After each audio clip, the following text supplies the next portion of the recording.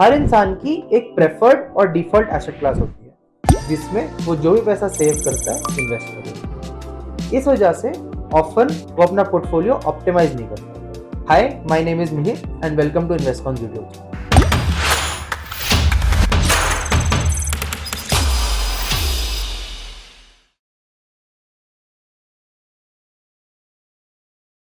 For regular investors, there are four basic asset classes: FD या bonds, gold, silver, real estate and equities and mutual funds। FDs और bonds बहुत ही simple है। इनका ideal return range होता है 6 से 7% और इनका मेन रिस्क होता है क्रेडिट डिफॉल्ट। FDs और bonds सेम तरीके से वर्क करते हैं। It's like a loan you give out for a interest. इनके मेन बेनिफिट्स हैं capital preservation, portfolio stability, predictable income और लिक्विडिटी। बट इनकी लिमिटेशन जैसे कि इनकी रिटर्न काफ़ी बार इन्फ्लेशन को भी बीट नहीं कर पाती एंड इसका इंटरेस्ट फुली टैक्सेबल होता है। नेक्स्ट, इंडिया की फेवरेट गोल्ड और सिल्वर। इसका इंडिया में तो रिटर्न अच्छा रहता है due to currency depreciation in the range of 10 to 12% historically, और इसका मेन रिस्क है स्टोरेज। ग्लोबली अभी भी एसेट इतना ग्रेट परफॉर्मिंग नहीं है क्योंकि ये ग्लोबली 8 से 9% की रिटर्न दिखा है। इसका मेन एडवांटेज है हेज अगेंस्ट इन्फ्लेशन, मतलब जितना आपकी करेंसी ज्यादा डिवैल्यू करेगी और इन्फ्लेशन बढ़ेगा उतना ही गोल्ड और सिल्वर पे ज्यादा रिटर्न। इसके अलावा इसकी एडवांटेजेस है कि ये हिस्टोरिकली बहुत ही ट्रस्टेड है और आपके पोर्टफोलियो को एक डाइवर्सिफिकेशन देता है। इसके कॉन्स हैं स्टोरेज, जैसे कि अगर आपने फिजिकल गोल्ड और सिल्वर लिया है तो उसकी एक स्टोरेज कॉस्ट होती है एंड एक सिक्योरिटी रिस्क रहता है। बट अगर आप गोल्ड और सिल्वर में डिजिटली इन्वेस्ट करते हो तो आप ये रिस्क एलिमिनेट कर सकते हो। थर्ड आता है बड़े लोगों का फेवरेट, रियल एस्टेट। इसकी रिटर्न इंडिया में एरिया टू एरिया बहुत वेरी करती है बट हिस्टोरिकली 10 से 15% की रिटर्न दी है। इसका मेन रिस्क है लिक्विडिटी मतलब जब आपको पैसा चाहिए तब आप इससे पैसा निकाल नहीं सकते हो क्योंकि ऑफन रियल एस्टेट को खरीदने बेचने का एक टाइम रहता है। ऑल्सो रियल एस्टेट का बिगेस्ट फ्लॉ यही है कि आप इसका टुकड़ा नहीं बेच सकते। फॉर एग्जाम्पल, अगर आपके पास 1 करोड़ रुपए की प्रॉपर्टी है और आपको 10 लाख रुपए की ही नीड है, आप 10 लाख रुपए का एक कमरा नहीं बेच सकते हो, आपको बेचना तो पूरा घर ही पड़ेगा। इसका बिगेस्ट स्ट्रेंथ ये है कि इसका रेट बहुत ज्यादा फ्लक्चुएट नहीं होता और रोज आपको एक रेट अपडेट नहीं मिलता।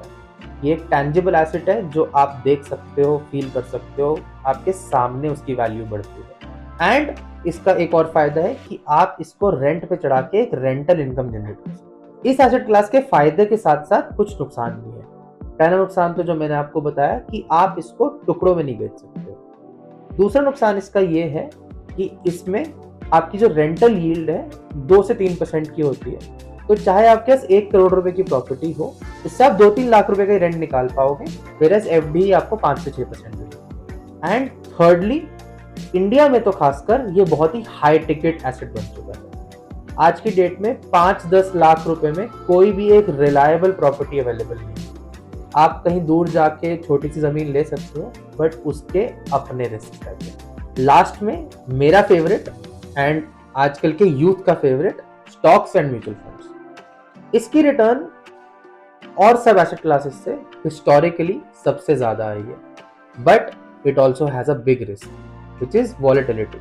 प्राइसेस रोज फ्लक्चुएट होते हैं, बहुत ज्यादा मूव होते हैं एंड इसका रिस्क सबसे बड़ा यही है कि at a given point of time इसकी वैल्यू कुछ भी हो सकती है, बहुत नीचे भी और बहुत ऊपर भी। ट्रेंड्स की अगर बात करें तो it is the best performing asset in India and it has high liquidity.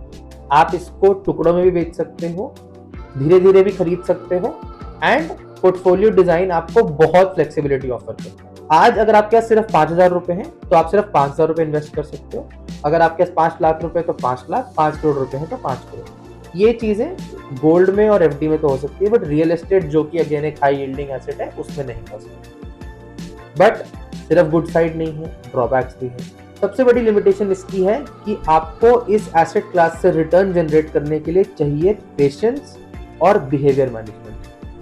Often ऐसा होता है कि प्राइसेस ऊपर नीचे मूव करती है, काफी न्यूज बेस्ड वॉलेटिलिटी आती है तो पैनिक बहुत क्रिएट होता है। जब पैनिक क्रिएट होता है तो लोग क्या करते हैं, माल बेचना शुरू कर देते हैं, उससे और ज्यादा प्राइसेस गिरती हैं। At the end of the day stocks और म्यूचुअल फंड्स एक फंडामेंटल पे ऑपरेट कर रहे हैं, विच इज कॉर्पोरेट अर्निंग्स। अगर आपकी कंट्री की अर्निंग्स और आपकी कंट्री की कंपनी की अर्निंग्स बढ़ती रहेंगी तो आपकी stock market will continue to outperform all other assets.